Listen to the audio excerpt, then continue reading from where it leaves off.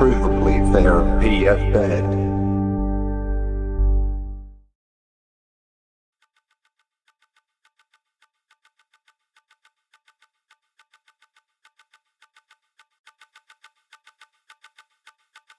The blockchain is a new way of building our information technology in a way that's truly never been done before.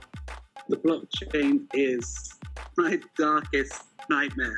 The blockchain is a way of coordinating computers all over the world in a way that they have always the same information. The internet is about the exchange of information.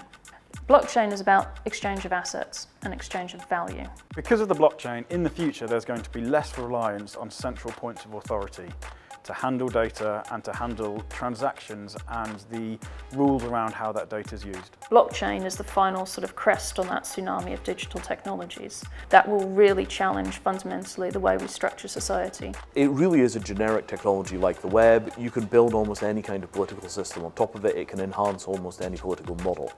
So what we're going to get depends on what it is we choose. With this technology especially, you are working on, you're chiseling away on new kind of society. In terms of relating to each other, the number one thing as human beings we use is trust. Blockchain allows to replace trust with proof. In developing countries, for example, first of all, it's in payments. There is no infrastructure in certain countries of the world, and peer-to-peer system powered by blockchain can bring new opportunities for those people. If you can take a penny a day off 1 billion people to do R&D, you could begin to have collective management of quite large funds, so you could have charities run by the poor for the poor, rather than have charities run by the rich for the poor. And you can't do that today because transactional costs eat all of the micropayments that you would need to pull together to get something like that done. I believe that blockchain will offer new opportunities within the supply chain, so knowing the heritage of the goods, knowing what we are buying, knowing what we are wearing, knowing who we're talking to. Inherently, a supply chain, something moves across.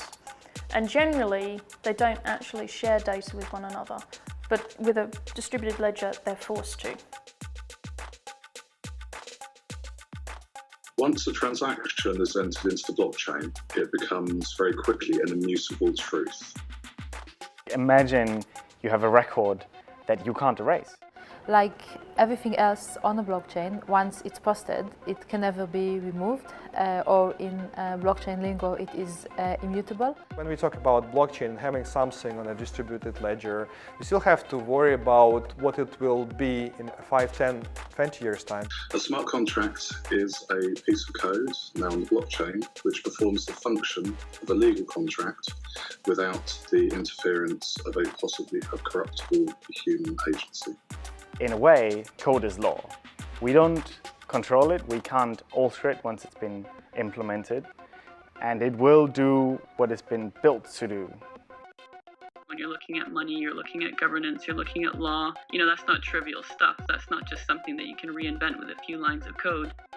The redefinition of society will happen in smart contracts in these kind of places unless the law courts are actively ensuring that people aren't getting disenfranchised.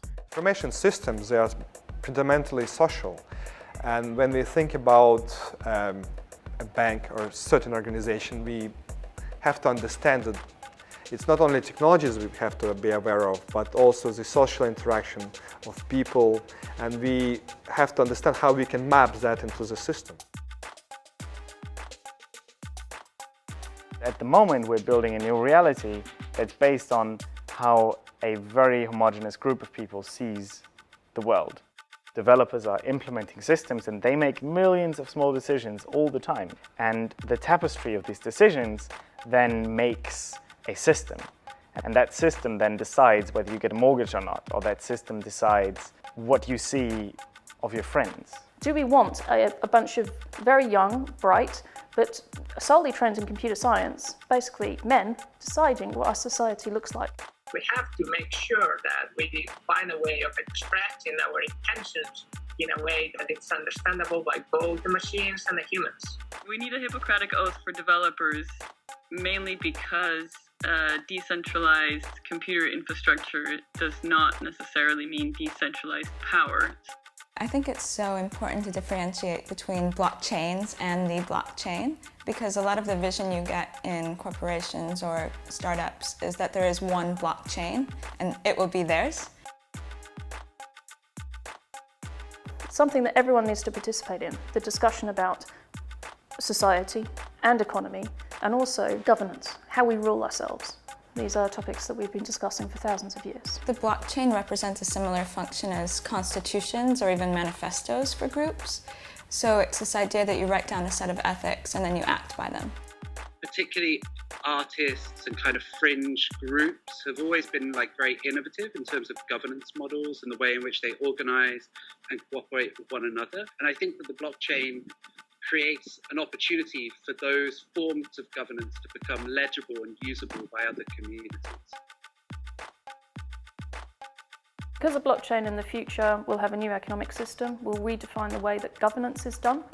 So the role of government and what it means to be a citizen participating in that government is going to be challenged and changed. We're going to have to rethink those definitions of transparency, of trust, of what an intermediary is, and how those things come together and form something that we call society. We don't know what a blockchain can do yet.